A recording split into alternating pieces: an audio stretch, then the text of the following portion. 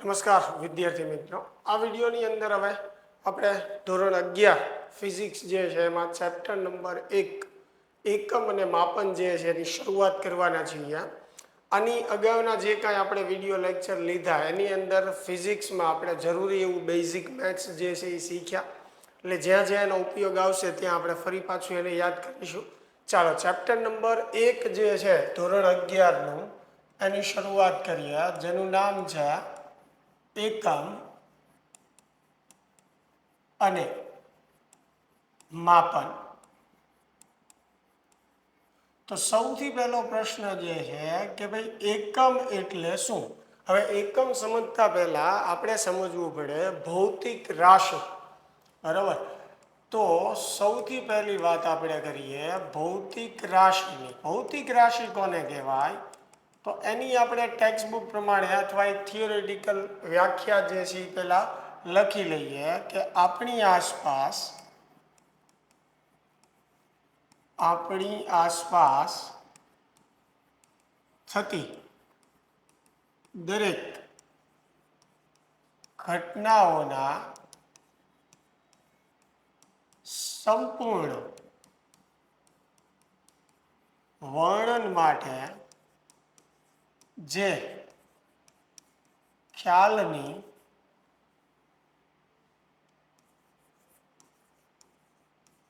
જરૂર પડે છે તે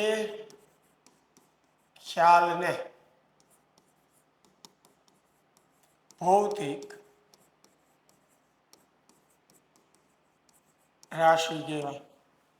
બરાબર? આપણી આસપાસ થતી દરેક ઘટના, પછી એ કુદરતી હોય કે માનવ સર્જિત હોય, એને વ્યાખ્યાયિત કરવા માટે જે ખ્યાલને આપણે રજૂ કરીએ છીએ એ ખ્યાલ આપણી માટે શું છે? ભૌતિક રાશિ છે. ઉદાહરણ તરીકે આપણે બજારમાં કોઈ વસ્તુ લેવા જઈએ, દાખલા તરીકે કોઈ શાકભાજી લેવા ગયા, બટેટા છે, ટમેટા છે, તો આપણે ત્યાં જઈને એને કહેશું કે 1 કિલોગ્રામ આપો, 2 કિલોગ્રામ આપો. તો 1 કિલોગ્રામ જે છે એ શેની માટે વપરાયેલો શબ્દ છે? દળ માટે, બરાબર છે, એના વજન માટે. એટલે દળ જે છે એ એક ભૌતિક રાશિ છે. જેમ કે કોઈ પણ વસ્તુ આપણને વધારે ગરમ લાગે છે, ઓછી ગરમ લાગે છે, એ આપણે કયા ખ્યાલ દ્વારા રજૂ કરીએ છીએ? તો કે તાપમાન દ્વારા રજૂ કરીએ છીએ, બરાબર છે. એટલે તાપમાન જે છે એક ભૌતિક રાશિ છે, સમય એક ભૌતિક રાશિ છે, અંતર જે છે એક ભૌતિક રાશિ છે, બરાબર. એટલે આપણી આસપાસ થતી દરેક ઘટનાઓને વ્યાખ્યાયિત કરવા માટે આપણે આવા ખ્યાલો રજૂ કરતા હોઈએ છીએ, અને આ ખ્યાલ જે છે એને આપણે શું કહીએ છીએ? ભૌતિક રાશિ, બરાબર. વેગ, પ્રવેગ, બળ, કાર્ય, પાવર, આ બધી જે છે એ ભૌતિક રાશિ છે. અને દરેક ભૌતિક રાશિ એક અલગ અલગ ખ્યાલને રજૂ કરે છે, બરાબર. તો ફિઝિક્સમાં આવી ઘણી બધી ભૌતિક રાશિઓ છે, બરાબર.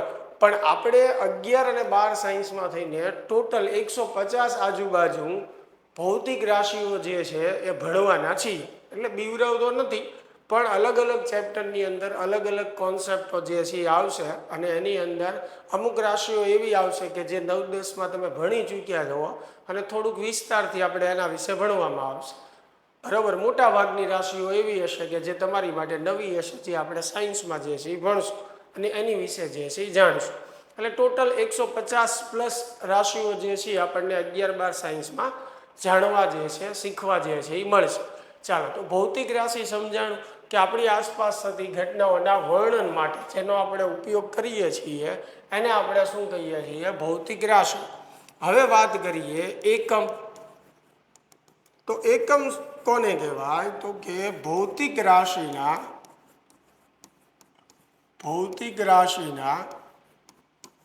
પ્રમાણિત માપને એકમ કહેવાય. કોઈ પણ રાશિનું માપન જેના દ્વારા થાય છે એ તેનો એકમ છે. એટલે કે રાશિના પ્રમાણિત માપને શું કહેવાય? તેનો એકમ કહેવાય. ભૌતિક રાશિના પ્રમાણિત માપને કે માપનને તેનો એકમ કહેવાય. જેમ કે દળ જે છે એનો એકમ જે છે શું છે? કિલોગ્રામ છે. મેં અગાઉ વાત કરી કે ભાઈ બજારમાં કોઈ વસ્તુ જે છે શાકભાજી આપણે લેવા ગયા હોય તો એ કિલોગ્રામમાં જ માગીએ અથવા ગ્રામમાં જ માગીએ તો એની માટે એ એક ફિક્સ પ્રમાણિત માપ છે. એટલે દળનો એકમ જે છે એ શું થઈ ગયો? કિલોગ્રામ થઈ ગયો. એવી રીતે સમય જે છે તો સમય હંમેશા આપણે સેકન્ડ, કલાક કે મિનિટમાં માપીએ છીએ. ક્યારે આપણે એવું ન બોલીએ ને કે ભાઈ 2 કિલો વાગ્યા, 3 કિલો વાગ્યા, કારણ કે કિલોગ્રામ એ દળ માટેનું પ્રમાણિત માપ છે. એવી જ રીતે સેકન્ડ, કલાક કે મિનિટ એ સમય માટેનું પ્રમાણિત માપ છે, એટલે એનો એકમ થયો. એવી જ રીતે તાપમાન હોય તો એની માટે કેલ્વિન છે, સેલ્સિયસ છે, ફેરનહીટ છે, આ એનું પ્રમાણિત માપ છે. એટલે સેલ્સિયસ, કેલ્વિન, ફેરનહીટ એ તાપમાન જે છે એના એકમ થયા. આવી રીતે દરેક રાશિ માટે એક પ્રમાણિત માપ હોય અને પ્રમાણિત માપને એનો શું કહેવાય? એકમ કહેવાય. હવે આ નક્કી કોણ કરે? દરેક રાશિ જે છે એની સંજ્ઞા, બરોબર છે, એનો એકમ આ નક્કી કોણ કરે? તો ઇન્ટરનેશનલ જે સંસ્થા છે IBWM, બરોબર, international bureau of weight and measures. આઈનો અર્થ શું થયો? ઇન્ટરનેશનલ, બી એટલે બ્યુરો, ડબલ્યુ એટલે વેઇટ અને એમ એટલે મેજર્સ. એટલે આખું ફૂલ ફોર્મ શું થયું? International bureau of weight and measures. આ જે સંસ્થા જે છે એમાં જુદા જુદા દેશના સભ્યો જે છે એ કાર્યરત હોય અને જ્યારે પણ કોઈ નવી રાશિનું સંશોધન થાય તો એના વિશે એક પર્ટિક્યુલર ચોક્કસ એની વ્યાખ્યા નક્કી કરે અને એનું એક પ્રમાણિત માપ એટલે કે એકમ નક્કી કરે. અને આખા વિશ્વની અંદર એક સૂત્રતા જળવાઈ રહે એ માટે થઈને આ સંસ્થા કાર્યરત છે. અને સંસ્થા દ્વારા જે એકમ નક્કી થાય સમગ્ર વિશ્વની અંદર પછી એનો એ જ એકમ જે છે રાખવામાં આવે, જેથી કરીને આખા વિશ્વમાં એક સૂત્રતા જળવાય રહે. જેમ કે અહીંયા આપણે દળનો એકમ કિલોગ્રામ છે, બરાબર છે, તો કોઈ પણ જગ્યાએ વિશ્વમાં આપણે જઈએ તો દરેક જગ્યાએ દળનો એકમ કિલોગ્રામ અને ગ્રામ જ હોય. કોઈ પણ જગ્યાએ પછી દળનો એકમ જે છે કેલ્વિન કે સેલ્સિયસનો. સમજાય છે વાત? કારણ કે જો બધી જ જગ્યાએ એકમો જુદા જુદા હોય તો વિશ્વમાં એક સૂત્રતા જળવાય નહીં. એટલા માટે થઈને આવી સંસ્થાઓ કાર્યરત હોય અને દરેક ભૌતિક રાશિ જે છે એનું એક પ્રમાણિત માપ જે છે એ નિશ્ચિત કરે. બરાબર. હવે વાત કરીએ કે ભાઈ જે ભૌતિક રાશિઓ જે છે એની સંજ્ઞા, જેમ કે દળ જે છે એ એક ભૌતિક રાશિ છે. તો દળને આપણે અંગ્રેજીમાં શું કહીએ? માસ કહીએ. બરાબર. તો માસનો પહેલો અક્ષર શું થાય? એમ. એટલે દળની સંજ્ઞા જે છે એ એમ છે. તો દળ ભૌતિક રાશિ છે અને દળની સંજ્ઞા જે છે એ એમ છે. બરાબર છે. એવી રીતે અંતર છે, બરાબર, અથવા લંબાઈ છે. અંતરને આપણે અંગ્રેજીમાં શું કહીએ? ડિસ્ટન્સ કહીએ. પહેલો અક્ષર એનો ડી થાય. એટલે જનરલી અંતર માટે, સ્થાનાંતર માટે ડી સંજ્ઞાનો ઉપયોગ થાય. મોટા ભાગની જે રાશિઓ છે એની સંજ્ઞા એના અંગ્રેજી નામના પહેલા અક્ષર ઉપરથી હોય. બરાબર છે. જેમ કે લંબાઈ જે છે તો લંબાઈને આપણે શું કહીએ? લેન્થ કહીએ. બરાબર. તો લેન્થનો પહેલો અક્ષર એલ થશે એટલે એની માટે આપણે એલ સંજ્ઞા. હવે આપણે જ્યારે ભણશું ત્યારે અંતર કે લંબાઈ, બરાબર, બંનેને એક અર્થમાં જ લેશું આપણે. જેમ કે સમય છે, બરાબર, તો સમયને આપણે અંગ્રેજીમાં શું કહીએ? ટાઈમ કહીએ. ટાઈમનો પહેલો અક્ષર ટી થશે, બરાબર, તો એની સંજ્ઞા થઈ ગઈ. આવી રીતે મોટા ભાગની રાશિઓની સંજ્ઞા હોય. હવે સમજો, દરેક રાશિનું એક પ્રમાણિત માપ હોય, બરાબર. એ પ્રમાણિત માપને એકમ કહેવાય અને એકમને પણ એક સંજ્ઞા વડે દર્શાવવામાં આવે. તો દળ જે છે એની સંજ્ઞા એમ છે. હવે એના એકમની સંજ્ઞાની આપણે વાત કરીએ તો દળનો એકમ કિલોગ્રામ છે અને કિલોગ્રામની સંજ્ઞા જે છે એ થશે કેજી. એવી રીતે અંતર, બરાબર, અંતરની સંજ્ઞા ડી, પણ અંતરનો એકમ જે છે એ શું થશે? તો કે મીટર, બરાબર છે. અને મીટર માટે સંજ્ઞા છે સ્મોલ એ. એટલે આમાં ખાસ ધ્યાન રાખવાનું, કન્ફ્યુઝ નહીં થવાનું. કોઈ આપણને પૂછશે કે ભાઈ દળની સંજ્ઞા શું, તો એમ આવશે. આપણને પૂછે દળનો એકમ શું, તો કિલોગ્રામ આવશે. અને આપણને એમ પૂછે કે દળના એકમની સંજ્ઞા શું, તો કેજી આવશે. સેમ એવી રીતે અંતરની સંજ્ઞા શું, તો ડી કહેવાય. અંતરનો એકમ શું, તો મીટર કહેવાય. બરાબર. પણ અંતરના એકમની સંજ્ઞા તો સ્મોલ એ. બરાબર. કારણ કે મીટરને અંગ્રેજીમાં લખો તો પહેલો અક્ષર એમ જ આવે. એવી રીતે સમય, તો સમય જે છે એની સંજ્ઞા ટી છે. સમયનો એકમ જે છે એ સેકન્ડ થાય. સેકન્ડને અંગ્રેજીમાં લખો તો પહેલો અક્ષર શું આવે, એસ. એટલે સેકન્ડ માટે સંજ્ઞા આપણે શું વાપરીએ, એસ વાપરીએ. એટલે સમયની સંજ્ઞા ટી, સમયના એકમની સંજ્ઞા જે છે એ શું થશે, એસ થશે. તો દરેક કેસમાં મેં કીધું એમ મોટા ભાગે જેનું અંગ્રેજી નામ છે એનો પહેલો અક્ષર એની સંજ્ઞા થશે. અમુક કેસ જે છે એ અપવાદરૂપ હોય. જેમ કે આપણે વાત કરીએ વિદ્યુત પ્રવાહની, તો વિદ્યુત પ્રવાહ જે છે એને આપણે અંગ્રેજીમાં કહીએ કરંટ. વિદ્યુત પ્રવાહને અંગ્રેજીમાં શું કહીએ આપણે, કરંટ. તો એનો પહેલો અક્ષર શું થાય, સી થાય. બરોબર. પણ વિદ્યુત પ્રવાહની સંજ્ઞા સી નથી. વિદ્યુત પ્રવાહને દર્શાવવામાં આવે આઈ વડે. તો એક અપવાદરૂપ વાત છે. હવે એનું રીઝન છે ચોક્કસ, જે હું તમને પછી વાત કરીશ. બરોબર. ત્યાં સુધી તમે વિચારજો કે ભાઈ શા માટે એવું છે કે વિદ્યુત પ્રવાહ જે છે એની સંજ્ઞા સી ની બદલે આઈ વાપરવામાં આવે છે. બરોબર. એવી રીતે મેગ્નેટિક ફિલ્ડ, ચુંબકીય ક્ષેત્ર છે. ચુંબકીય ક્ષેત્રની આપણે વાત કરીએ તો ચુંબકીય ક્ષેત્ર જે છે એને અંગ્રેજીમાં આપણે કહીએ મેગ્નેટિક ફિલ્ડ. બરોબર. શું કહીએ એને, મેગ્નેટિક ફિલ્ડ કહીએ. અને એનો પહેલો અક્ષર જે છે એમ થાય. પણ ચુંબકીય ક્ષેત્રને એમ વડે નથી દર્શાવતા, બી વડે દર્શાવવામાં આવે છે. તો આનું પણ એક રીઝન છે. બરાબર. અને જે મેં કીધું એમ હું પછી શીખવાડીશ તમને, પણ ત્યાં સુધી તમે વિચારી શકો કે જાણી શકો કે આવું શું કામ છે. બાકી અગાઉ આપણે વાત કરી એમ કે મોટા ભાગની રાશિની સંજ્ઞાઓ તેના અંગ્રેજી નામના પહેલા અક્ષર પરથી હોય. બરાબર. આગળ કોષ્ટકને ઘણું બધું આપણે લખશું એટલે ધીમે ધીમે તમને ખ્યાલ આવશે. ચાલો, તો એકમની વાત કરી, સંજ્ઞા જે છે. હવે એકમમાં સમજો, દાખલા તરીકે એકમ જે છે જે નક્કી કરવામાં આવે આ સંસ્થા દ્વારા, સૌથી પહેલી વાત જે કાંઈ એકમ નક્કી થાય, જેમ કે દળનો એકમ કિલોગ્રામ નક્કી થયો. બરોબર છે. તો આ એકમ સહેલાઈથી માણસો સુધી પહોંચવો જોઈએ, ઓછા ખર્ચે પહોંચવો જોઈએ, એવી રીતે નક્કી કરવામાં આવે. બીજી વાત કે કોઈ પણ રાશિનો જ્યારે આપણે એકમ દર્શાવીએ છીએ, જેમ કે મારે દર્શાવવું છે 5 કિલોગ્રામ, તો અહીંયા 5 જે છે કિંમત બતાવે છે. પાછળ મેં એકમ લખ્યો છે. આ એકમ કોનો છે, દળ. એટલે મને ખબર પડે કે આ કિંમત દળની છે. બરોબર છે. એટલે આવી રીતે આપણે દર્શાવ. દાખલા તરીકે હું તાપમાન બતાવું 10 ડિગ્રી સેલ્સિયસ. બરોબર. તો મને અહીંયા ખબર પડે કે 10 કિંમત છે. આ એકમ જે છે એ કોનો છે, તાપમાનનો. એટલે મેં કઈ ભૌતિક રાશિની કિંમત બતાવી છે, તાપમાન. બરોબર. તો જ્યારે પણ આપણે એકમ લખીએ છીએ, કોઈ ભૌતિક રાશિને એકમ દ્વારા દર્શાવીએ છીએ, ત્યારે એકમ જે છે એ લખીએ ત્યારે એની આગળ પાછળ ઉપર નીચે કોઈ પણ જાતની સંજ્ઞા કરવામાં આવતી નથી. સિમ્પલ લખવામાં આવે આવી રીતે 5 કિલોગ્રામ. બરોબર. એમાં કોઈ પણ જાતની સંજ્ઞા, ઇન્વર્ટેડ કોમા એવી કોઈ પણ જાતની નિશાની કરવાની રહેતી નથી.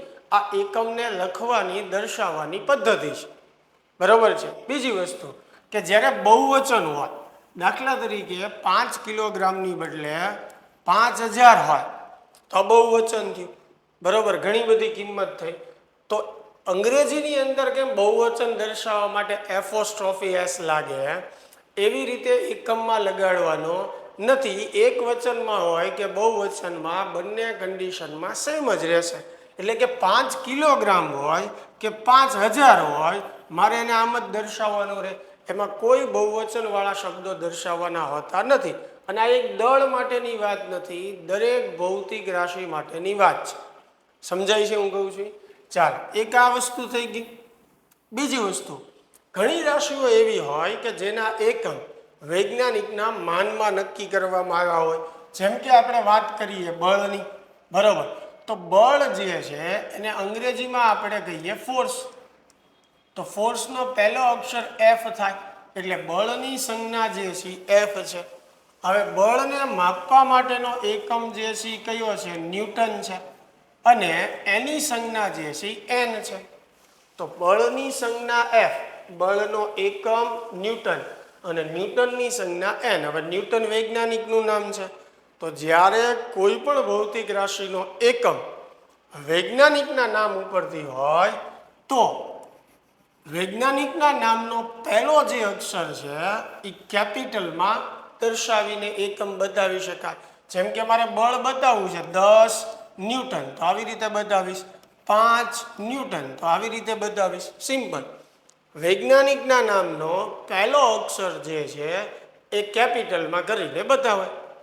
પણ જો તમારે આખું નામ લખવું છે તો તમે ગુજરાતીમાં લખી શકો છો કે ભાઈ 10 ન્યૂટન, આવી રીતે. અને જો આખું નામ અંગ્રેજીમાં લખવું હોય તો ફરજિયાત આપણે સ્મોલ અક્ષરમાં, એટલે કે બીજી ABCDમાં લખવાનું છે.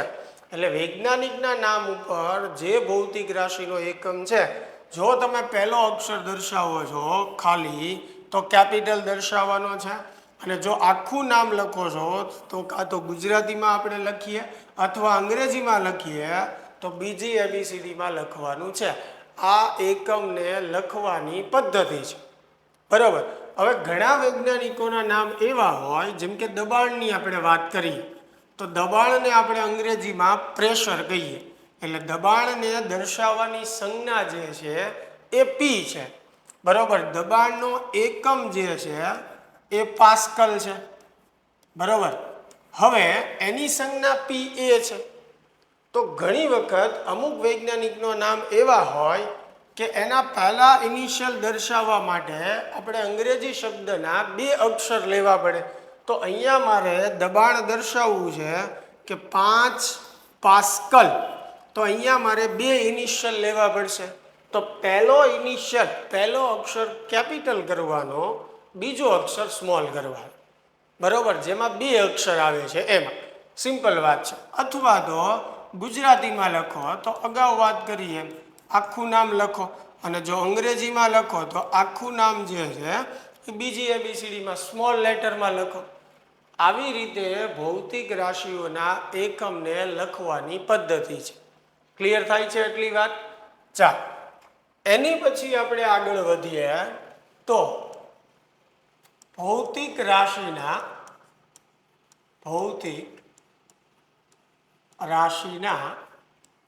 પ્રકાર. ચાલો, પહેલા આપણે શીખ્યા ભૌતિક રાશિ કોને કહેવાય, પછી શીખ્યા કે એકમ શું છે. હવે આપણે વાત કરીએ છીએ ભૌતિક રાશિ અને એકમના પ્રકારની વાત કરીએ છીએ. એટલે હેડિંગ મેં એમ આપ્યું છે કે ભૌતિક રાશિના પ્રકાર. તો એના 2 પ્રકાર છે. એક જે છે મૂળભૂત ભૌતિક રાશિઓ, મૂળભૂત ભૌતિક રાશિ. ચાલો, મૂળભૂત ભૌતિક રાશિ કોને કહેવાય? તો કે જે રાશિ પરથી બાકીની રાશિઓ મેળવી શકાય તે રાશિને મૂળભૂત ભૌતિક રાશિ કહેવાય. હવે સમજો, મૂળભૂત વસ્તુ કોને કહેવાય? તો કે જે પાયાની જરૂરિયાત છે, બરાબર. જેમ કે આપણે ગાણિતિક આંકડાઓ, બરાબર, અથવા ગણિત શીખવું હોય, ગુણાકાર, ભાગાકાર, સરવાળા, બાદબાકી, ગાણિતિક સંખ્યાઓ શીખવી હોય તો એની માટેની પાયાની જરૂરિયાત મૂળભૂત વસ્તુ શું છે કે ભાઈ ગણિતમાં સૌથી પહેલું શું શીખીએ કે જેથી કરીને સંખ્યાને આપણે સમજી શકીએ.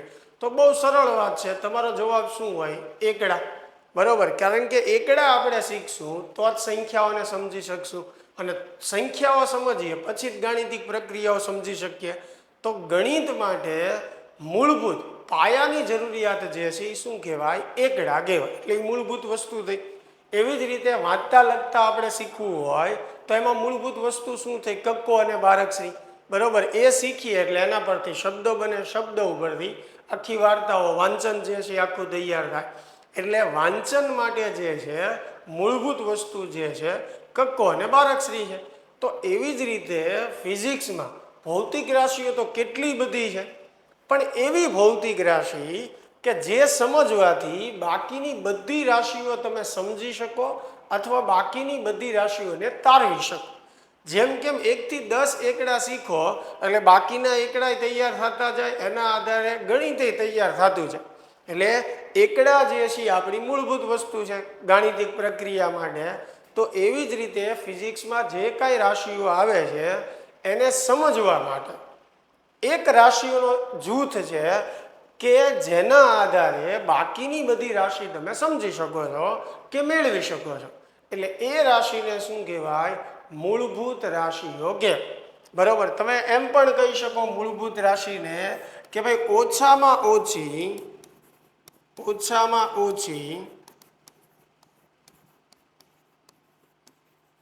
રાશિઓનો સમૂહ. ઓછામાં ઓછી એવી રાશિઓ કે જેના પરથી બાકીની રાશિઓ જે છે એ વ્યાખ્યાયિત કરી શકાય. એવી રાશિઓને શું કહેવાય? મૂળભૂત રાશિ કહેવાય. અને મૂળભૂત રાશિના એકમને મૂળભૂત રાશિના એકમને મૂળભૂત એકમ કહેવાય. મૂળભૂત રાશિના એકમને શું કહેવાય? મૂળભૂત એકમ કહેવાય. જેમ કે મૂળભૂત રાશિની આપણે વાત કરીએ તો અંતર છે, સમય છે, બરોબર, અને દળ છે. આ મૂળભૂત રાશિઓ છે, બરોબર છે. અને એનો જે એકમ છે એને મૂળભૂત એકમ કહેવાય. ખ્યાલ આવે છે? મૂળભૂતમાં બીજો પ્રકાર જે છે એ છે સાધિત ભૌતિક રાશિઓ. સાધિત ભૌતિક રાશિઓ. ચાલો, સાધિત ભૌતિક રાશિઓ. હવે સાધિત ભૌતિક રાશિઓ કોને કહેવાય? શબ્દ ઉપરથી ખબર પડે. સાધવું એટલે શું થાય? મેળવવું. બરોબર છે. એટલે મેળવેલી રાશિઓ. કોના પરથી મેળવેલી રાશિઓ? તો કે મૂળભૂત રાશિ પરથી મેળવવામાં આવતું, અથવા એવું લખો કે મૂળભૂત રાશિ પરથી વ્યાખ્યાયિત કરવામાં આવતી રાશિ. બરાબર, આવતી રાશિઓને સાધિત રાશિ કહેવાય.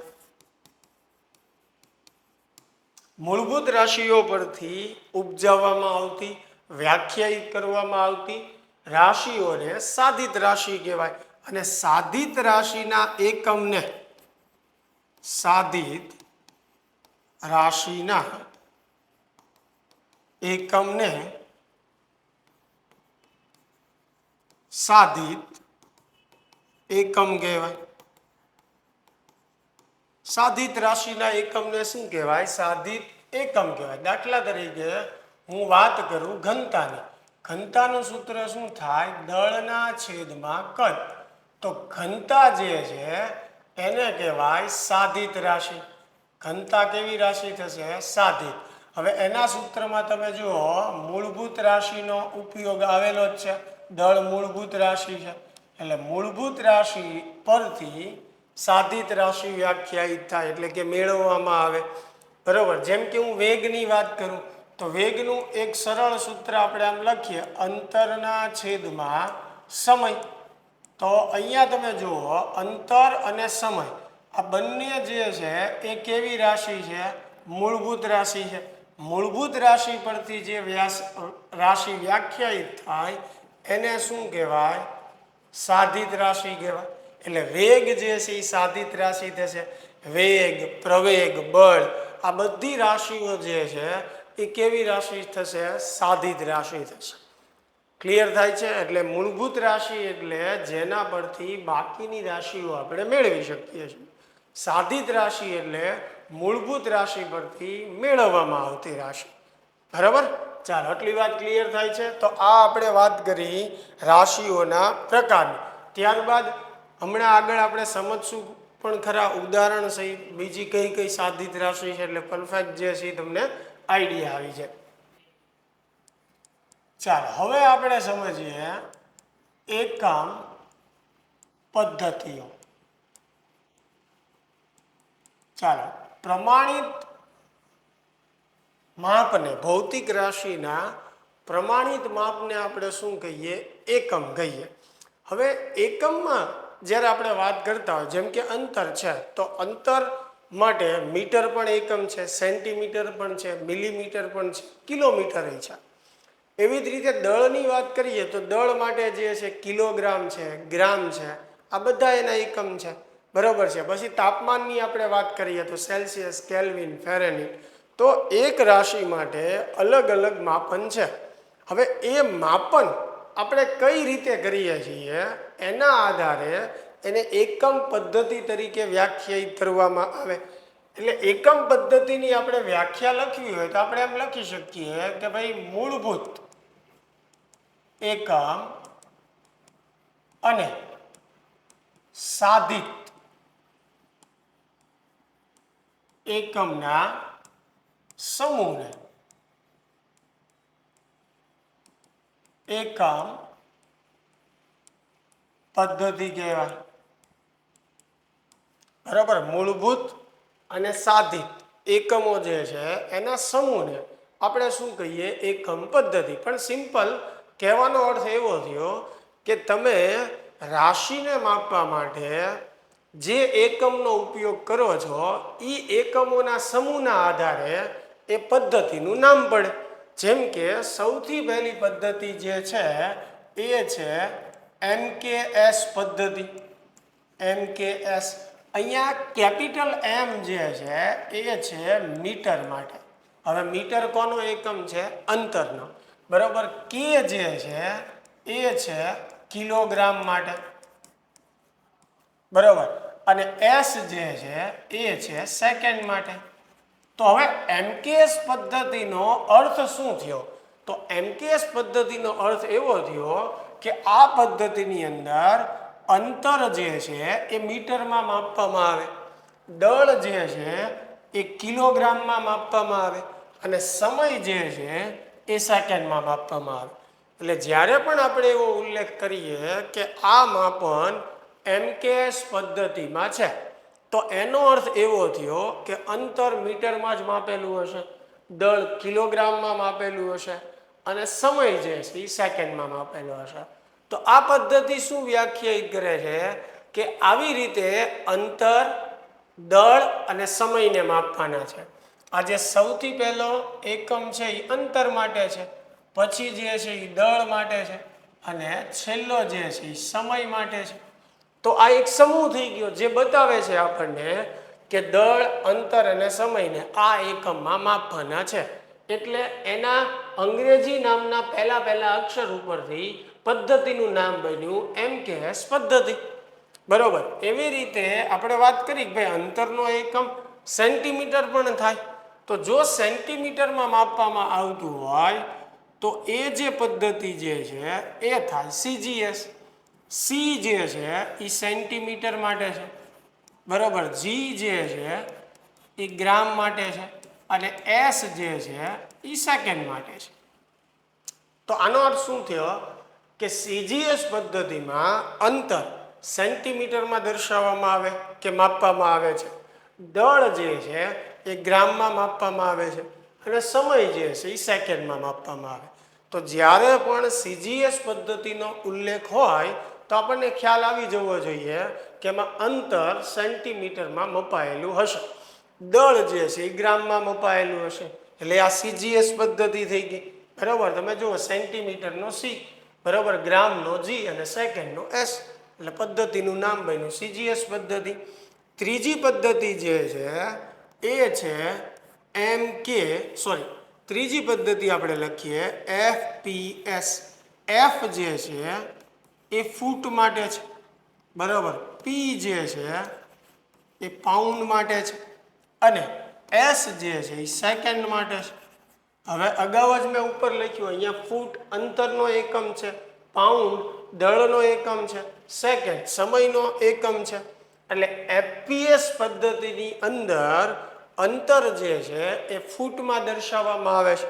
મોટા ભાગે યુરોપિયન કન્ટ્રીમાં આ પદ્ધતિનો ઉપયોગ વધારે થાય છે. એટલે એફ જે છે એ ફૂટ માટે છે, પી જે છે એ પાઉન્ડ માટે છે. તમે રેસલિંગ ને આવું બધું જોતા હોય તો એમાં રેસલરના દળ તમે જોજો પાઉન્ડમાં દર્શાવે.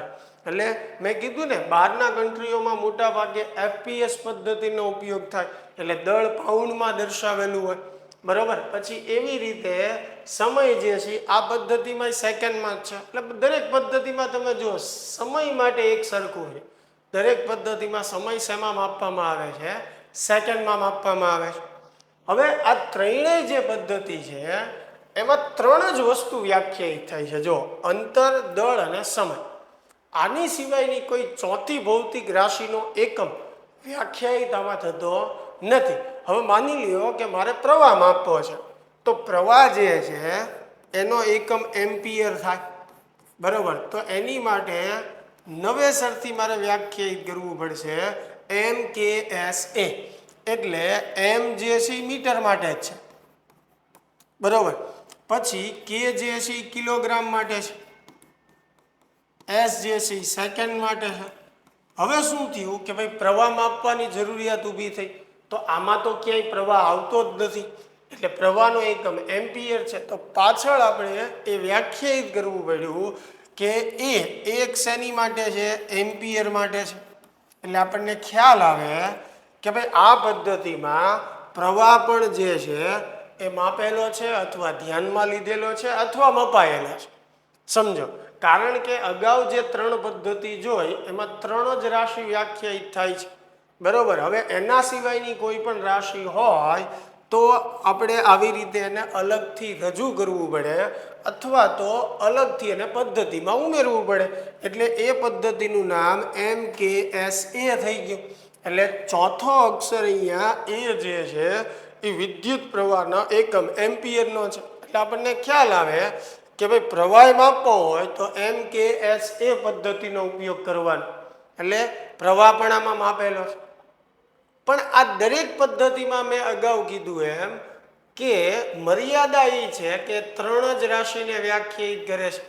એના કરતાં બીજી કોઈ રાશિ હોય તો એમાં વ્યાખ્યાયિત થતી નથી. એટલે આ પદ્ધતિની એ મર્યાદા છે.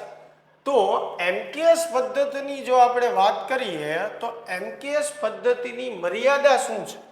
આ પદ્ધતિ જે છે એની મર્યાદા શું છે? તો કે ફક્ત ત્રણ રાશિઓ જ વ્યાખ્યાયિત કરે છે. એમકેએસ પદ્ધતિ જે છે એ ફક્ત શું કરે છે?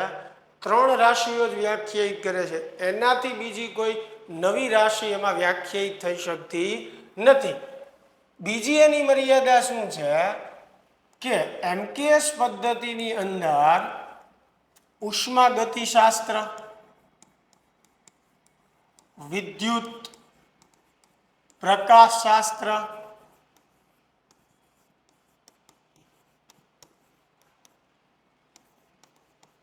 ના એકમો વ્યાખ્યાયિત થતા નથી અથવા તો એનો સમાવેશ થતો નથી.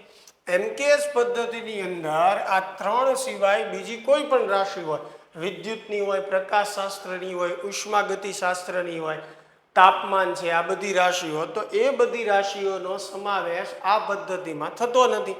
એટલે આ એમકેએસ પદ્ધતિની મર્યાદા છે. હવે કાં તો દરેક વખતે માપન વખતે નવી રાશિ જે છે એ આપણે પદ્ધતિમાં દર્શાવવી પડે કાં ઉમેરવી પડે, બરોબર છે. એટલે આની માટે થઈને IBWM 1971માં એક નવી પદ્ધતિ ઉમેરી કે જેથી કરીને એના પરથી બાકીની દરેક રાશિઓ કે એકમો જે છે એ વ્યાખ્યાયિત કરી શકાય.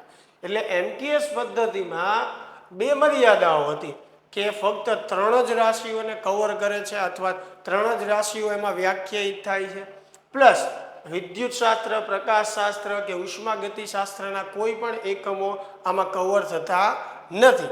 તો આ મર્યાદાઓને દૂર કરવા માટે IBWM એક નવી પદ્ધતિ લોન્ચ કરી, જે આપણી 5મી પદ્ધતિ થશે, જેને કહેવાય SI પદ્ધતિ. અથવા તમે એમ પણ કહી શકો કે શરૂઆતમાં ફિઝિક્સમાં મૂળભૂત રાશિ તરીકે ફક્ત 3 જ રાશિ હતી: અંતર, દળ અને સમય. 1971માં એમાં સુધારો કરીને મૂળભૂત રાશિ તરીકે 3ની બદલે 7 રાશિઓ લેવામાં આવી. બરોબર, એટલે SI પદ્ધતિ જે છે એની અંદર 7 મૂળભૂત રાશિઓને સ્વીકારવામાં આવી, જે અત્યારની લેટેસ્ટ એકમ પદ્ધતિ છે. બરોબર, SI પદ્ધતિ જે છે 7 સ્ટાન્ડર્ડ યુનિટ સિસ્ટમ, 7 મૂળભૂત રાશિઓ. બરોબર છે.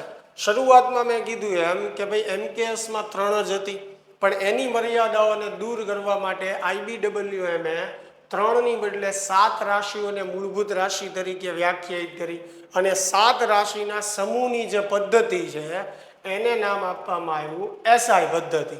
બરોબર, આ SI પદ્ધતિમાં ભલે આપણે એમ બોલીએ કે 7 મૂળભૂત રાશિઓ, પણ હારોહાર નાની એવી 2 બીજી રાશિઓ પણ છે.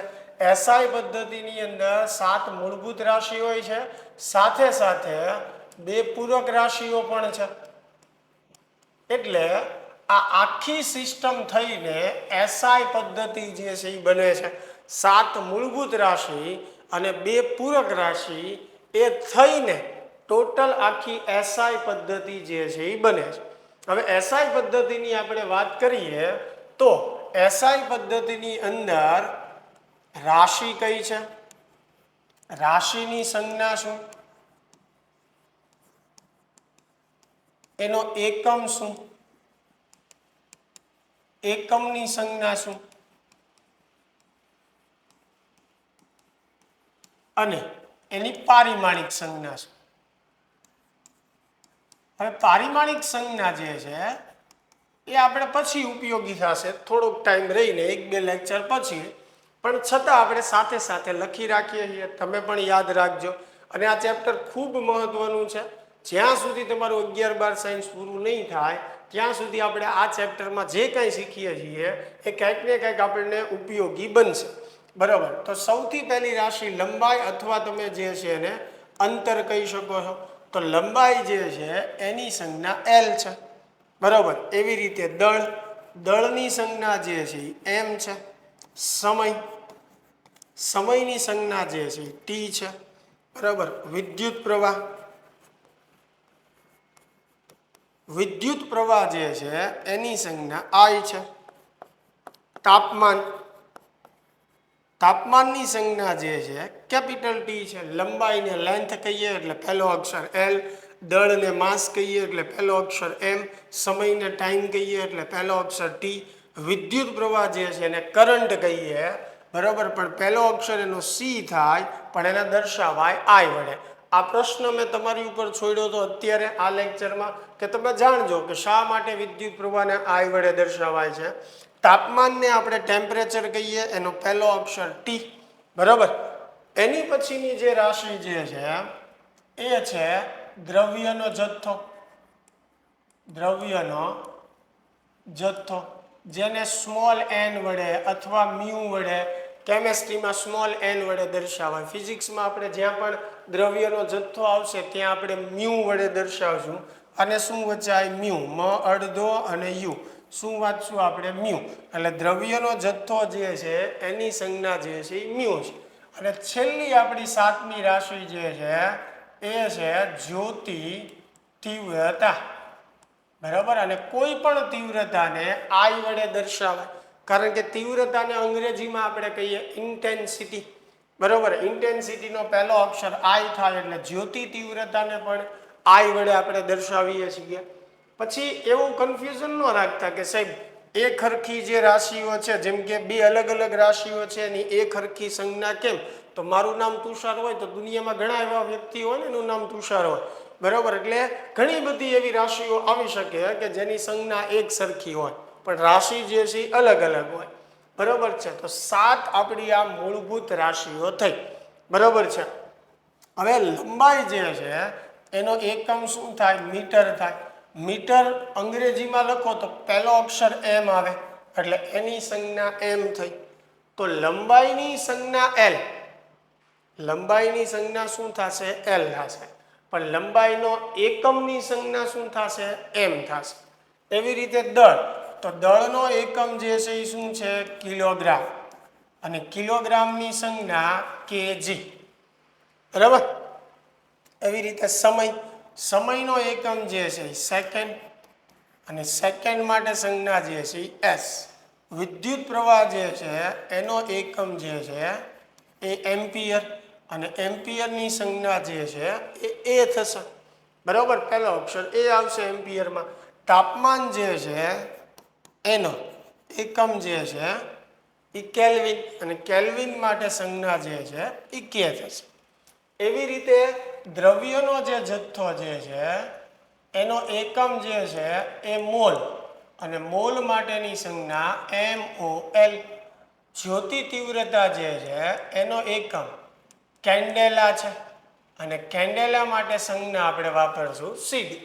તો 7 મૂળભૂત રાશિ, 7 મૂળભૂત રાશિના એકમો.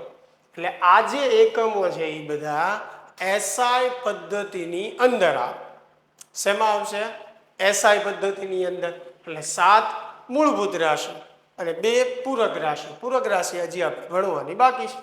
ચાલો હવે રાશિ અને રાશિના એકમની આપણે વાત કરી.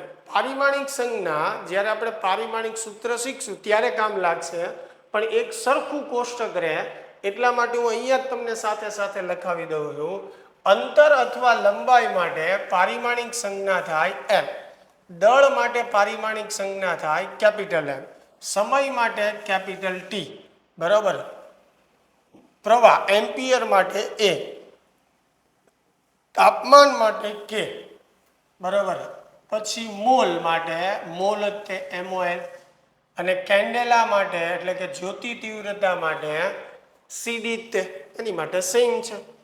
તો આ આપણે ખાસ મગજમાં રાખવાનું છે. 7 રાશિઓ, એના એકમો અને એની પારિમાણિક સંજ્ઞા. હવે આ ખાસ ધ્યાન રાખજો, SI પદ્ધતિ જે છે એની અંદર ટોટલ 9 રાશિ છે. 7 મૂળભૂત અને બાકીની જે 2 ઇન્ટ્રોડ્યુસ કરી જેને પૂરક રાશિ તરીકે વ્યાખ્યાયિત કરવામાં આવી, એમ ટોટલ આ 9 રાશિ થઈને આખી SI પદ્ધતિ બને છે. સમજણ પડે છે? ટોટલ મેં તમને અહીંયા 5 એકમ પદ્ધતિ ભણાવી, બરાબર. સમજી લો. એક MKS, CGS, FPS, MKSA. હવે આ જે પદ્ધતિઓ છે MKS, CGS, એમાં તમે જુઓ 3 જ રાશિઓ વ્યાખ્યાયિત થાય છે: અંતર, દળ અને સમય. બાકીની રાશિઓ એમાં વ્યાખ્યાયિત નથી થતી. એટલે આ મર્યાદા દૂર કરવા માટે નવી પદ્ધતિ વિકસાવવામાં આવી જેને SI પદ્ધતિ કહેવાય. SI પદ્ધતિની અંદર 7 રાશિઓને મૂળભૂત રાશિ તરીકે સ્થાન આપવામાં આવ્યું અને 2 રાશિ જે છે એને પૂરક રાશિ તરીકે સ્થાન આપવામાં આવ્યું. સમજાય છે હું કહું છું? ચાલો, તો 7 રાશિ જે છે આપણે ભણ્યા, એની સંજ્ઞાની વાત કરી. હવે SI પદ્ધતિમાં 7 રાશિ સિવાય 2 પૂરક રાશિ છે, તો એ પણ આપણે જોઈએ. પૂરક રાશિ અને પૂરક એકમ. હવે પૂરક રાશિ મેં અગાઉ જ તમને કીધું 2 છે. એમાં સૌથી પહેલી જે છે એ સમતલ કોણ છે. સમતલ કોણ, જેને થીટા વડે અથવા ડેલ્ટા થીટા વડે તમે દર્શાવી શકો. હવે સમતલ કોણ એટલે સામાન્ય આપણે જે ખૂણો લઈએ છીએ એ 2 સમતલ વચ્ચેનો ખૂણો, 2 રેખાઓ વચ્ચેનો ખૂણો, બરોબર છે. 2 રેખાઓ વચ્ચેનું આ કોણીય અંતર, એને આપણે શું કહીએ છીએ? ખૂણો, જેને આપણે સમતલ કોણે બોલી શકીએ. તમે આમ પણ સમજી શકો ટેક્સ્ટ બુક પ્રમાણે કે ભાઈ આપણે L લંબાઈની કોઈ ચાપ લઈએ અને આ ચાપના બંને છેડાને તમે એના કેન્દ્ર પાસે ભેગા કરો તો કેન્દ્ર પાસે જે આ બે રેખા ભેગી થઈ એની વચ્ચેનું જે કોણીય અંતર છે એને કહેવાય સમતલ કોણ. બરાબર છે. એટલે સામાન્ય રીતે બે રેખાઓ વચ્ચે અથવા બે સમતલ વચ્ચેનું જે કોણીય અંતર છે એને આપણે કહીએ સમતલ કોણ. ધારો કે આ ત્રિજ્યા જે છે આર છે તો ખૂણો જે છે એનું સૂત્ર આપણે શું લખતા ચાપના છેદમાં ત્રિજ્યા. એટલે સમતલ કોણ એટલે ખૂણો થયો એટલે એનું પણ સૂત્ર ચાપના છેદમાં ત્રિજ્યા. તો આ ચાપની લંબાઈ કેટલી છે એલ, ત્રિજ્યા કેટલી છે આર. તો આ સમતલ કોણનું સૂત્ર થઈ ગયું. બરાબર છે. એલના છેદમાં આર. એનો એકમ જે છે ડેલ્ટા થીટાનો એકમ રેડિયન જેને RAD વડે દર્શાવાય. બરાબર. એટલે સમતલ કોણનો એકમ શું થશે રેડિયન. હવે ખૂણો બે રીતે દર્શાવાય, ડિગ્રીમાં પણ દર્શાવાય અને રેડિયનમાં પણ દર્શાવાય. અને એનો સંબંધ જે છે એ મેં તમને બેઝિક લેક્ચરમાં શીખવાડેલો છે, ડિગ્રી અને રેડિયન વચ્ચેનો સંબંધ. ફિઝિક્સમાં જ્યારે પણ આપણે ખૂણો ગણતરીમાં લઈએ છીએ ગુણાકાર ભાગાકારમાં ત્યારે હંમેશા શેમાં લેવાય રેડિયનમાં લેવાય. બરાબર છે. એટલે સમતલ કોણ પૂરક રાશિ છે, એના એકમને પૂરક એકમ કહેવાય. એટલે રેડિયન જે છે એ પૂરક એકમ છે. બરાબર. સમતલ કોણ જે છે એ પૂરક રાશિ છે. સમજાય છે વાત? એની કોઈ પારિમાણિક સંજ્ઞા નથી. બરાબર. પારિમાણિક સંજ્ઞા આપણે પહેલી 7 રાશિઓની જ યાદ રાખવાની છે. ચાલ, એની પછી જે છે બીજી પૂરક રાશિ જે છે એ છે ઘનકોણ, જેને આપણે ડેલ્ટા ઓમેગા વડે જે છે એ દર્શાવી શકીએ. હવે આ સમજવા માટે એક 3D આકૃતિ જે છે ને એ આપણે ધ્યાનમાં લઈએ. ચાલ, જેમ કે અહીંયા આપણે ગોળો જે છે એ ધ્યાનમાં લઈએ. હવે જો ગોળો જે છે એ આખો 3D માં થશે. આ જે છે એનું કેન્દ્ર છે. તો આ ગોળા ઉપર એક નાનો એવો ભાગ હું ધ્યાનમાં લઉં, એટલો નાનું એવું સમતલ. એટલે આ સમતલ જે છે આટલું થશે. 3D માં આખો ગોળો છે, એમાંથી એક નાનો એવો ટુકડો, એક સમતલ ધ્યાનમાં લઈએ. તો આ સમતલના 4 ખૂણાઓ થશે. બરાબર. આ ચારેય ખૂણાઓને તમે એના કેન્દ્ર પાસે જે છે એ ભેગા કરો. ચારેય ખૂણાઓને તમે એના કેન્દ્ર પાસે ભેગા કરો. બરાબર છે. તો અહીંયા જે આખો ખૂણો બને છે એને કહેવાય ઘનકોણ. સમજાય છે? એ શું થયો? ઘનકોણ થયો. હવે આને એવી રીતે સમજો, દાખલા તરીકે આ બે રેખા છે. બરાબર છે. તો બે રેખા વચ્ચેનું જે આ કોણીય અંતર જે છે એ સમતલ કોણ છે. બે રેખા વચ્ચેનું જે કોણીય અંતર છે એ સમતલ કોણ છે. બરાબર છે. પણ જ્યારે બે કરતાં વધારે સમતલો હોય, બરાબર છે, અને એમની વચ્ચેનો તમે જે ખૂણો વ્યાખ્યાયિત કરો છો એને શું કહેવાય? ઘનકોણ. ફરીને જો અહીંયા સમજાવવાનો પ્રયત્ન કરું કે આ ચાપ હતી. ચાપના છેડાઓને તમે કેન્દ્ર પાસે ભેગા કરો એટલે અહીંયા બે રેખા બનશે. બરાબર. એટલે આ ખૂણો જે છે એ સમતલ કોણ છે. પણ આજે મેં ભાગ લીધો એ હું અહીંયા બતાવું કે આ એક સમતલ છે. બરાબર. એના ચારેય ખૂણાઓને તમે એના કેન્દ્ર પાસે ભેગા કરો તો તમે જુઓ એક સમતલ ઉપર બનશે, એક અહીંયા નીચે બનશે, એક આ બાજુ અને એક અહીંયા. એટલે આ આખો જે ટોટલ ખૂણો બને છે, બધાને જે આવરી લે છે, એ આપણી માટે શું છે? ઘનકોણ છે. બરાબર. એટલે તમે એમ કહી શકો કે બે રેખાઓ વચ્ચે કે વધુમાં વધુ બે સમતલ વચ્ચે બનતો ખૂણો એટલે એ સમતલ કોણ છે. પણ જ્યારે 2 થી વધારે સમતલ હોય એમની વચ્ચેનો જે ખૂણો છે એ જે છે એ ઘનકોણ છે. હું તમને એનું બીજું ઉદાહરણ આપું. દાખલા તરીકે આ એક્સ અક્ષ, આ વાય અક્ષ અને અહીંયા આ ઝેડ અક્ષ.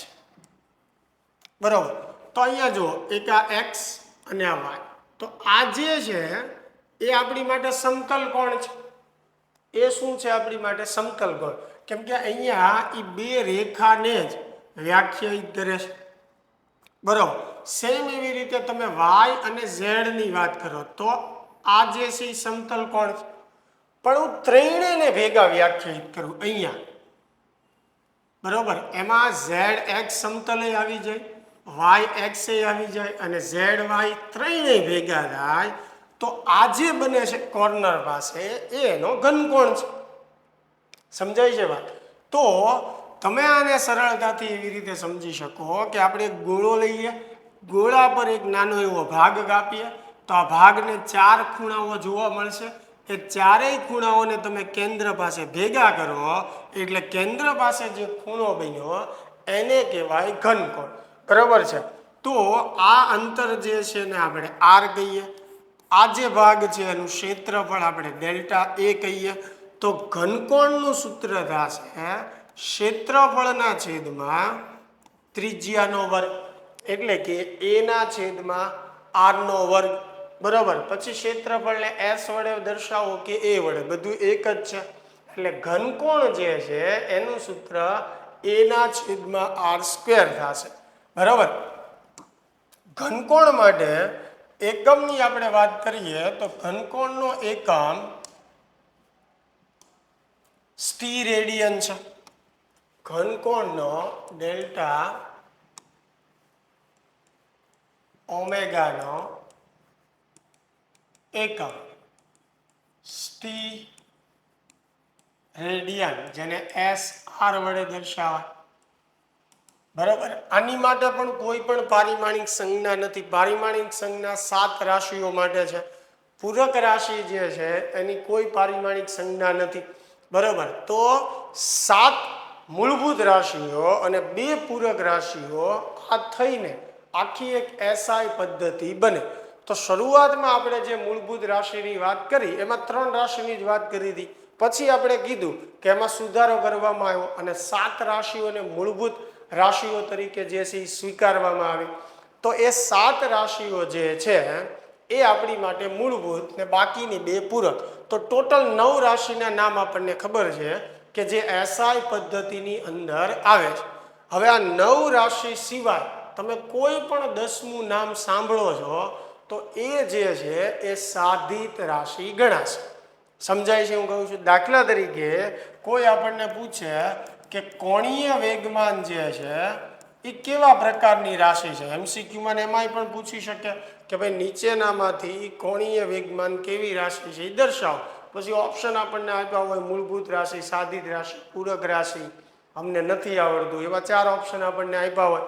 તો કોણીય વેગમાન જે છે એ તમે જુઓ 7 રાશિમાં ક્યાંય નથી આવતું, પૂરક રાશિમાં પણ નથી આવતું. તો આ રાશિ જે છે એ કેવી ગણાશે? સાધિત રાશિ ગણાશે. એટલે મેં કીધું ને કે એસઆઈ પદ્ધતિમાં ટોટલ 9 રાશિ છે, એની સિવાયની કોઈ પણ 10મી રાશિ હોય. દાખલા તરીકે આપણને એવું પૂછે કે ભાઈ બળનો આઘાત, તો ભલે આપણે હજી આ ભણ્યા નથી પણ આપણને ખબર છે કે આ 9 નામમાં ક્યાંય બળનો આઘાત આવતો નથી. એટલે બળનો આઘાત જે છે એ કેવા પ્રકારની રાશિ થશે? તો કે સાધિત રાશિ થશે. ક્લિયર થાય છે?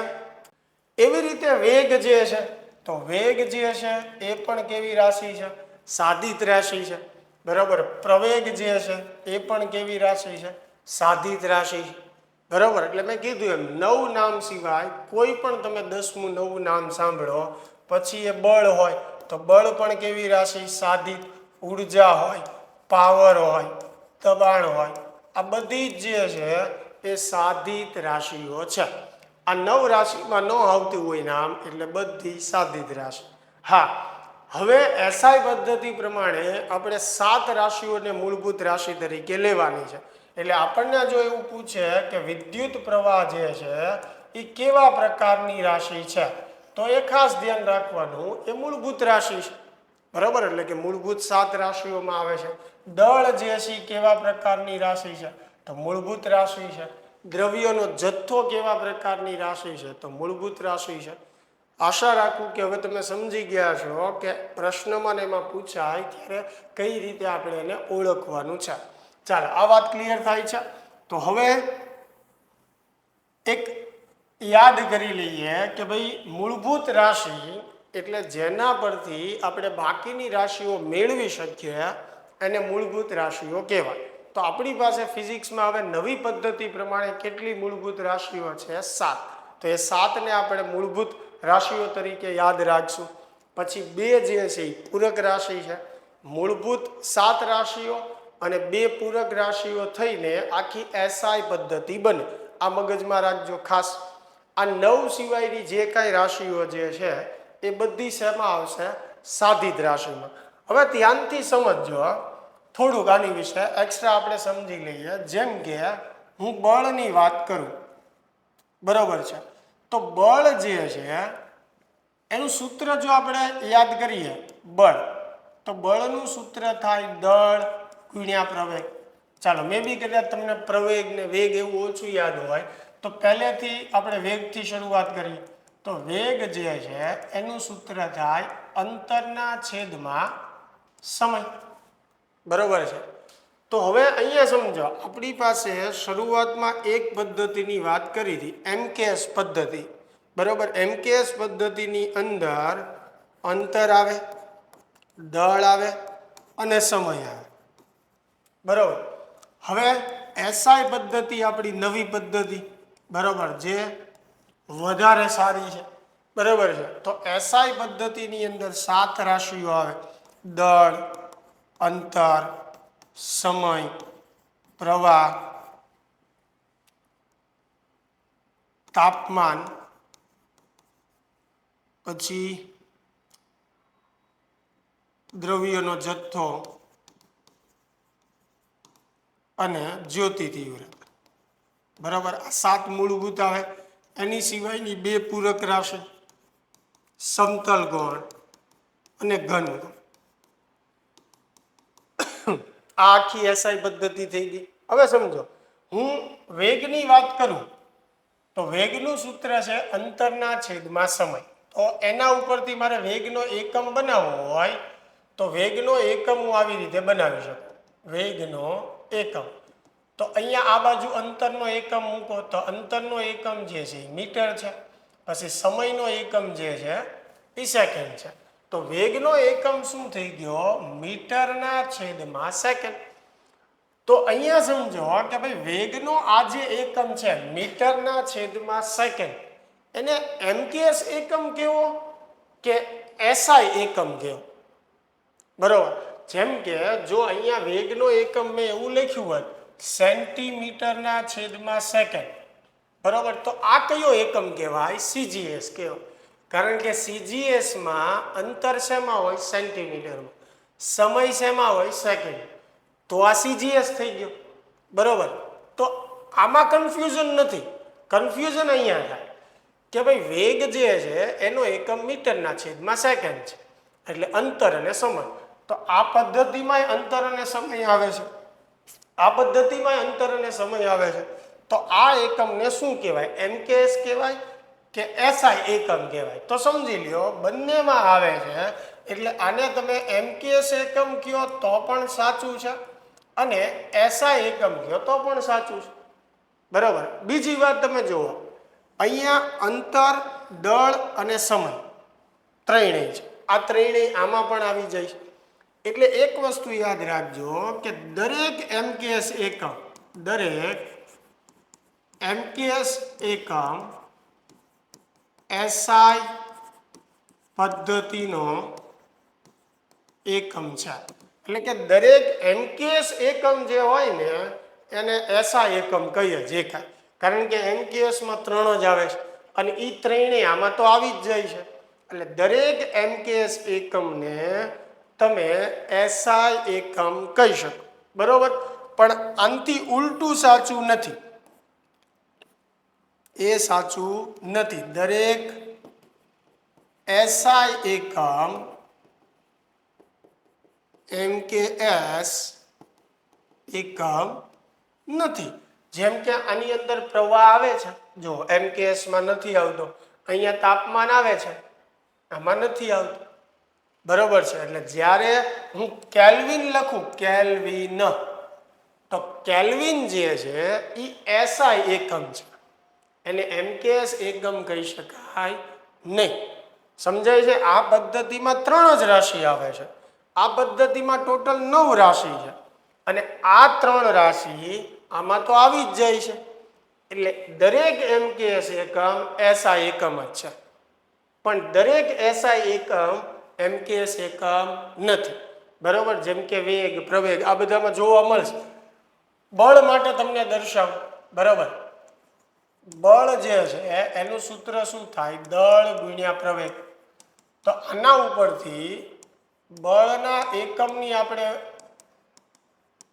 મેળવીએ તો દળનો એકમ શું થાય? કિલોગ્રામ. પછી પ્રવેગનો એકમ શું થાય? મીટરના છેદમાં સેકન્ડનો વર્ગ. તો આ જે છે એ બળનો એકમ થઈ ગયો.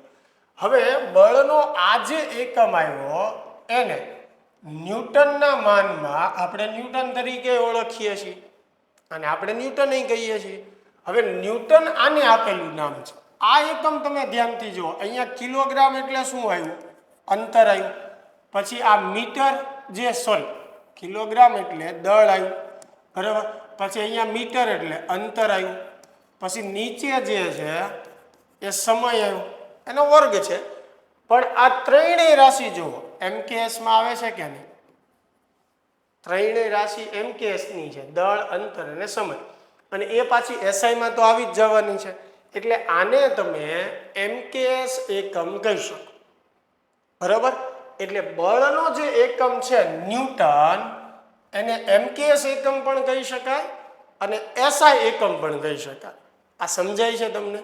હવે તમે અવરોધ યાદ કરો અથવા સીધું વિદ્યુત ભાર યાદ કરો. તો વિદ્યુત ભાર જે છે એને તમે સૂત્ર શું લખતા? વિદ્યુત પ્રવાહ ગુણ્યા આપણે શું લખતા? સમય. તો આના પરથી આનો એકમ બનાવીએ તો વિદ્યુત પ્રવાહનો એકમ જે છે એમ્પિયર, સમય જે છે એનો એકમ સેકન્ડ. તો અહીંયા આની અંદર તમે જુઓ કે ભાઈ વિદ્યુત ભાર જે છે એનો એકમ એમ્પિયર ગુણ્યા સેકન્ડ થયું. હવે એમ્પિયર ગુણ્યા સેકન્ડ જે છે એને આપણે કુલંબ પણ કહીએ છીએ, કેપિટલ C વડે દર્શાવીએ. પણ આના એકમને ધ્યાનથી જુઓ તો પ્રવાહ જે છે એ MKS પદ્ધતિમાં આવતો નથી. એટલે આ જે બંને એકમ જે છે એને MKS એકમ કહેવાય નહીં. એને કયો એકમ જે છે આપણે કહી શકીએ? SI પદ્ધતિ પરથી મેળવેલો એકમ કહી શકાય. થયો આ સાધિત એકમ, પણ કઈ પદ્ધતિ પરથી આપણે મેળવેલો કહી શકાય? SI પદ્ધતિ પરથી મેળવેલો એકમ કહી શકાય. એટલે આપણે એને SI એકમ જે છે કહી શકીએ. સમજાય? એટલે આ SI એકમ થશે, MKS નહીં થાય. એવી રીતે અવરોધની તમે વાત કરો. બરાબર? 10મા ધોરણમાં ભણી જ ગયા છો. અવરોધ જે છે એનું સૂત્ર થાય વિદ્યુત સ્થિતિમાન છેદમાં વિદ્યુત પ્રવાહ. તો આમાં પણ જુઓ પ્રવાહ આવશે. બરાબર? વિદ્યુત સ્થિતિમાન આવશે. આ લગતો એટલે નથી, કદાચ હજી વિદ્યુત સ્થિતિમાન તમને યાદ ન હોય તો તમે કન્ફ્યુઝ થશો. બરાબર? પણ એટલી તો ખબર છે આમાં પણ પ્રવાહ આવે છે એટલે પ્રવાહનો એકમ એમ્પિયર આવશે. તો આપણને ખબર છે MKS પદ્ધતિમાં પ્રવાહ આવતો નથી. બરાબર? એટલે આનો જે એકમ આપણે કહેતા 10મા ધોરણમાં જેને ઓહમ વચાય, કદાચ મે બી તમે ઓમેગા પણ બોલતા હો, તો અવરોધનો એકમ ઓહમ છે. તો ઓહમને SI એકમ કહેવાય, MKS એકમ કહેવાય નહીં. કારણ કે આમાં પ્રવાહ આવે છે અને MKS પદ્ધતિમાં પ્રવાહ આવતું નથી. સમજાય છે? એટલે ઘણા એવા એકમો છે જેમ કે આ ન્યૂટન, એને તમે MKS એકમ પણ કહી શકો અને SI એકમ પણ કહી શકો. બરાબર છે? અને ઘણા એકમો એવા હોય કે જે માત્ર SI એકમ જ કહેવાય. તો આ ડિફરન્સ આપણે ખાસ સમજવાનો છે કે કયા એકમને MKS એકમ કહેવાય અને કયા એકમને SI એકમ કહેવાય. ફરીને છેલ્લે એક તમને યાદ કરાવી દઉં કે દરેક MKS એકમ જે છે એ SI એકમ કહી શકાય, પણ દરેક SI એકમને MKS એકમ કહી શકાય નહીં. ક્લિયર થાય છે આ વાત? ચાલો મિત્રો, તો આ લેક્ચરની અંદર જે છે આપણે ભૌતિક રાશિ સમજ્યા, એકમ સમજ્યા, આપણે એકમ પદ્ધતિઓ જે છે એ સમજ્યા. ટોટલ 5 એકમ પદ્ધતિની આપણે વાત કરી. MKS પદ્ધતિ, CGS પદ્ધતિ, FPS પદ્ધતિ, એમ કે એસએ પદ્ધતિ, અને પાંચમી જે છે એ છે એસઆઈ પદ્ધતિ. એસઆઈ પદ્ધતિની અંદર ટોટલ 9 રાશિ છે. 7 મૂળભૂત રાશિ અને 2 જે છે પૂરક રાશિ. બરોબર. આ 9 રાશિ સિવાયની જે કાંઈ પણ રાશિઓ જે છે એને હંમેશા જે છે આપણે સાધિત રાશિ જે છે એ કહીશું. તો આશા છે વિદ્યાર્થી મિત્રો આ વિડીયો લેક્ચરમાં જે કાંઈ મેં સમજાવવાનો પ્રયત્ન કર્યો વ્યવસ્થિત આપને સમજાણું છે. છતાં કોઈ પણ જગ્યાએ આપને તકલીફ હોય, કોઈ જગ્યાએ જે છે આપણે ન સમજાણું હોય તો ખાસ મને કોમેન્ટમાં જણાવજો. તો નેક્સ્ટ લેક્ચરમાં આપણે કવર કરી લેશું. ચાલો મળીએ તો નેક્સ્ટ વિડીયોમાં.